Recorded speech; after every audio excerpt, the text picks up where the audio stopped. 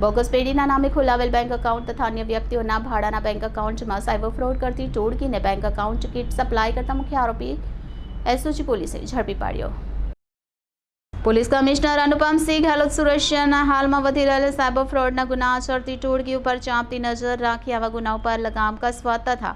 Cyber ફ્રોડના ગુનાઓ આચરતી ટોળકી વિરુદ્ધમાં કાર્યવાહી કરવા પર સૂચના અનુસાર સંયુક્ત પોલીસ કમિશનર રાઘવેન્દ્ર વત્સ ક્રાઇમ, નાયબ પોલીસ કમિશનર રાજદીપસિંહ નકોમ એસઓજીના માર્ગદર્શન તથા સૂચના મુજબ એસઓજી દ્વારા કામગીરી કરી હતી। જે સૂચના અન્વયે પોલીસ ઇન્સ્પેક્ટર એસઓજીના માર્ગદર્શન હેઠળ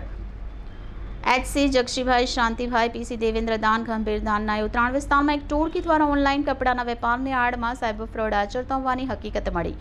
જે બાતમીની પીઆઈ એપી ચૌધરી તથા પીઆઈ એસ સોનારા દ્વારા ખરાઈ કરાવતા સાચી હકીકત જણાઈ આવી, જેથી આ ટોળકી ઉપર રેડ કરવા PSI AP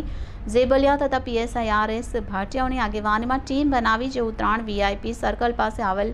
Angel square shop number 102માં રેડ કરી આરોપી હિરાનભાઈ વિનુભાઈ મોવલિયા, મેહુલભાઈ જયપ્રકાશ વિઠ્ઠાણી, પરેશ પુનાભાઈ બરવાડિયા, પ્રતિકભાઈ અમરશીભાઈ જોટંગિયાઓને ઝડપી તેમની પાસેથી કુલ રૂપિયા 1,75,000ની મત્તાનો મુદ્દામાલ કબજે કર્યો છે। જે ગુનામાં આરકે નામની વ્યક્તિની સંડોવણી જણાઈ આવેલ હોય, જેથી આ ગુનામાં વોન્ટેડ બતાવવામાં આવ્યો છે, જેને પકડવાના પ્રયાસ ચાલુ હતા। દરમિયાન એસઆઈ ઇમ્તિયાઝ, ફકરુ મોહમ્મદ તથા એચસી જક્ષીભાઈ, શાંતિભાઈને મળેલ બાતમીના આધારે આરોપી રાહિત ઉર્ફે આરકે કાંતિભાઈ વાવડિયાને પણ ઝડપી પાડવામાં આવ્યો છે।